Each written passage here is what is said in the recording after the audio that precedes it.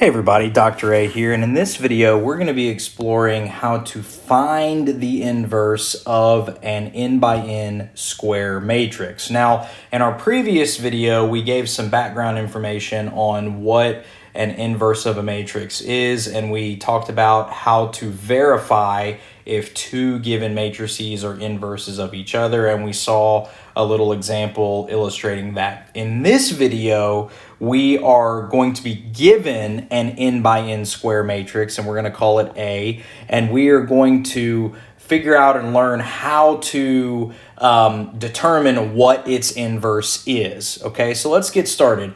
We say here to find the inverse of an n by n square matrix, let's call it A, we adjoin that matrix A with the n by n identity matrix. Then we perform elementary row operations until the coefficient matrix that's on the left side of the partition line becomes the n by n identity matrix. When that happens, the coefficient matrix on the right of the partition line will be our inverse. That will be A inverse. Okay, so let's take a second, maybe pause the video right now, write this down, and absorb what these sentences say. Now, I'm going to write basically these sentences in mathematical notation. Watch this. First, when we say adjoin, we use this word adjoin, what we mean is just partition the given matrix A with the identity matrix of the same size. So watch this. If we're given matrix A, we're going to partition it with the identity matrix of the same size, okay? So A is going to have a size n by n, and I is also going to have a size n by n, all right? And then what we're going to do is we're going to perform row operations. I'm going to say row ops until what happens? Well, we're going to do that until we're left with a partitioned system like this, where on the left side we have the n by n identity matrix. Okay, now the entity that remains on the right side here will be our inverse. That will be A inverse, and that will still be an n by n, okay? Now, that's pretty much it. Now, even though this seems kind of new, we have done row operations before in order to solve systems of equations. So we're actually doing a very similar process that we used before when we used matrices and row operations to solve a system of equations, okay? Now, the other thing that we want to make a note here, and some of you may remember this, what you're going to end up doing whenever you get this coefficient matrix on the left side as the identity matrix, ultimately what you have achieved here is reduced row echelon form. So that's another way you can think of it. You're going to start out with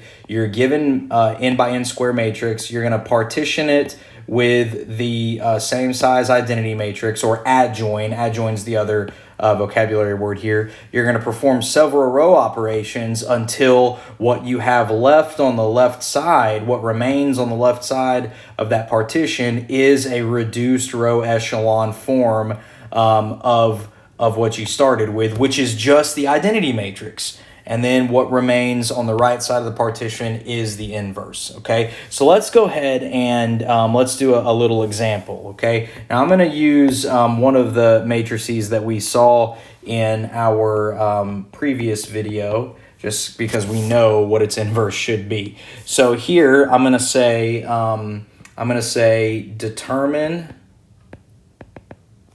the inverse of matrix. I'm going to give it another name. I'm just going to call it matrix D, if that's okay with everybody. Where I'm going to say matrix D is equal to 1, -2, 1, -1. And again, I believe this is one of the matrices that we played around with in our previous example. Okay, so under solution, what we're going to do is we're going to adjoin D with the 2 by 2 identity matrix, okay? And so when I do that, I'm going to open up my matrix bracket. I'm going to say 1, -2, 1, -1, partition line, and then I'm going to adjoin it with the 2 by 2 identity matrix on the right side here, okay? And now I'm going to start performing row operations, okay? So the first one I'm going to do is I'm going to say negative row 1 plus row 2 to change row 2, all right? So when I do that, row 1 is not changing right now. I'm just utilizing row 1 in order to make a change down on row 2. So once I perform this operation, I'm going to get a 0 here, and then we're going to have a positive, positive 2 minus 1 will give us a positive 1 here. And then we're going to say -1 here, and then this 1 will remain here. So this is row echelon form, as you can see, but we need to get it all the way to reduced row echelon form, which means it really should be the identity matrix left there. So I'm going to do another set of another row operation. I'm going to say 2 row 2 plus row 1 in order to change row 1. All right, and I'm going to wrap it around here. And at this step, I'm not changing anything in row 2. So I'm just going to recopy row 2 down here, -1, 1. But I am modifying row 1. So what does row 1 become? Well, that's a 1 there. And then we're going to say 2 minus 2 is 0. And we're going to say -2 plus 1 is -1. And then we're going to say 2 plus 0 is 2. So now, if you notice, this has what form? This has the form. I can just write a little note down here. I partition, and guess what is left here? That is going to be our D inverse. So we can finally say, thus D inverse is -1, 2, -1, 1. And that's what you want to finally conclude as your final answer. You want to be mathematically proper. Don't just stop here, okay? You want to say thus, and then you want to write your final answer here and be nice and neat with your work. But that is our inverse. So if you found this video helpful, please hit like and subscribe and be on the lookout for other content like this. Thanks for watching.